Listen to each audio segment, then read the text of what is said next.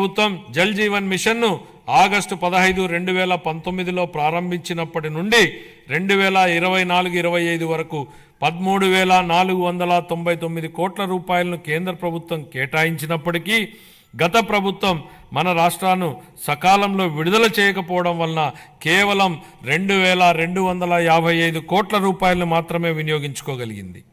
ఛత్తీస్గఢ్, జార్ఖండ్, గుజరాత్, ఒడిశా వంటి రాష్ట్రాలు 23-24 సంవత్సరానికి కేంద్రం నుంచి మనకంటే తక్కువ కేటాయింపులు పొందినప్పటికీ మన రాష్ట్రం కంటే ఎక్కువ నిధులను వినియోగించుకున్నాయి. మా ప్రభుత్వం ఈ పథకాన్ని పునరుద్ధరించడానికి చొరవ తీసుకుంది. మా ప్రభుత్వ అభ్యర్థన మేరకు ఈ పథకం గడువును 2028 వరకు పొడిగించిన కేంద్ర ప్రభుత్వానికి ఈ గౌరవ సభ ద్వారా ధన్యవాదాలు తెలియజేస్తున్నాను. దీనిలో భాగంగా సుస్థిర ఉపరితల నీటి రిజర్వాయర్ల నుండి 95.44 లక్షల గ్రామీణ గృహాలకు నీరు అందించాలని మా ప్రభుత్వం లక్ష్యంగా పెట్టుకుంది. మహాత్మా గాంధీ జాతీయ గ్రామీణ ఉపాధి హామీ పథకం కింద 45.3 లక్షల కుటుంబాలకు చెందిన 72 లక్షల మందికి ఉపాధి కల్పించడం జరిగింది. మా ప్రభుత్వం రైతులకు మేలు చేకూరేలా పొలాలకు అనుసంధాన రహదారులు వేస్తోంది. అన్ని గ్రామాలలో స్వచ్ఛ భారత్ మిషన్ కింద ఘన మరియు ద్రవ వ్యర్థాల నిర్వహణ కార్యకలాపాలను చేపట్టడం వలన అవి పరిశుభ్రమైన మరియు ఆదర్శ గ్రామాలుగా మార్పు చెందనున్నాయి. గ్రామీణ ప్రాంతాల్లో మౌలిక వసతులు, రోడ్ల నిర్మాణం విషయంలో గత ప్రభుత్వాల నిర్లక్ష్యాల వలన భయంకరమైన భరింపశక్యం కాని వారసత్వం మా ప్రభుత్వానికి వచ్చింది అధ్యక్ష. పల్లెల్లో ఎక్కడ చూసినా గుంతలమైన రోడ్లే కనిపించాయి. వంతెనలు లేక కనెక్టివిటీ లేని గ్రామాలకు అనుసంధానం ఏర్పడుతున్న ఈ రోజుల్లో రోడ్లు సరిగా లేక గ్రామాలకు అనుసంధానం లేని పరిస్థితి గత ప్రభుత్వంలో ఏర్పడింది. ప్రధానమంత్రి గ్రామీణ సడక్ యోజన, ఆంధ్రప్రదేశ్ గ్రామీణ రహదారుల అనుసంధాన మరియు ప్రాజెక్టు మరియు జాతీయ వ్యవసాయ మరియు గ్రామీణాభివృద్ధి బ్యాంకు నిధుల కింద ఈ రోడ్లను అభివృద్ధి చేసే ప్రయత్నాలను ప్రారంభించాం. అన్ని వాతావరణ పరిస్థితులను తట్టుకోగలిగే రహదారులను నిర్మించి అనుసంధానతను కల్పించే దిశగా PM జన్మన్ పథకం మన రాష్ట్రంలో అమలు చేయబడుతోంది. 2025-26 ఆర్థిక సంవత్సరానికి గాను పంచాయతీరాజ్ మరియు గ్రామీణాభివృద్ధి శాఖకు 18,847 కోట్ల రూపాయల కేటాయింపును ప్రతిపాదిస్తున్నాను. పట్టణాభివృద్ధి వేగంగా పెరుగుతున్న జనాభా దృష్ట్యా సమర్థవంతమైన పట్టణ ప్రణాళికను రూపొందించడం చాలా ముఖ్యం. పెరుగుతున్న పట్టణీకరణ అవసరాలను తీర్చడానికి అనుగుణంగా అభివృద్ధి చెందుతున్న నగరాలు మౌలిక సదుపాయాలను కలిగి ఉండాలి.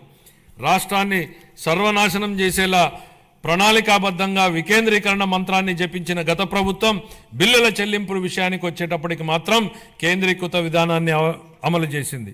ఉదాహరణకు మున్సిపాలిటీలలో చేసే చెల్లింపులను గత ప్రభుత్వం కేంద్రీకృతం చేసింది అధ్యక్ష.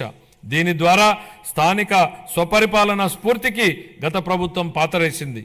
మారుమూల మున్సిపాలిటీలో ఓ చిన్న మురుగునీటి కాలువ నిర్మాణానికి సంబంధించిన బిల్లులు సైతం రాష్ట్ర సచివాలయంలోని ఆర్థిక శాఖ కార్యదర్శి చెల్లింపులు జరిపే విధానాన్ని అమలు చేసింది.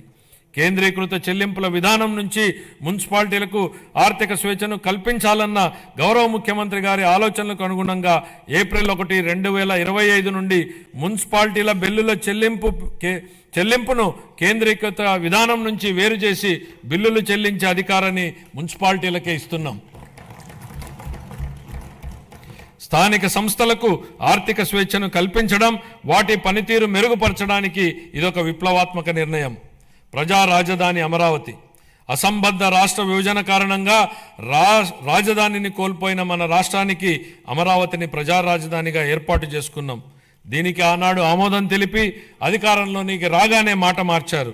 మాట మార్చడమే కాకుండా అమరావతి విధ్వంసానికి నడం బిగించారు. నాటి ప్రభుత్వ అరాచక విధానాలపై అమరావతి రైతులు పోరుబాటును ఎంచుకోవడం, తమని తాను కాపాడుకుంటూ ఈ రాష్ట్ర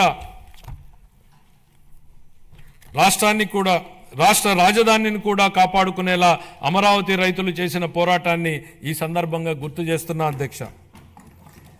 తిరిగి రాష్ట్ర ప్రజల ఆకాంక్షలకు అనుగుణంగా రాజధాని పనులను పెద్ద ఎత్తున చేపట్టేందుకు సిద్ధంగా ఉన్నామని చెప్పడానికి సంతోషిస్తున్నాను అధ్యక్ష. రాజధాని అనేది ఓ ప్రాంతం కోసం కాదు, రాష్ట్ర అభివృద్ధి కోసం దోహదం చేసే గ్రోత్ ఇంజన్గా అమరావతిని తీర్చిదిద్దాలనేదే మా ప్రభుత్వ లక్ష్యం. మహారాష్ట్ర అభివృద్ధికి ముంబై ఎంత కీలకమో, తెలంగాణ అభివృద్ధికి హైదరాబాద్ ఎంత ముఖ్యమో, మన రాష్ట్ర ఆర్థిక వ్యవస్థను ముందుకు తీసుకెళ్లడానికి అమరావతి నిర్మాణం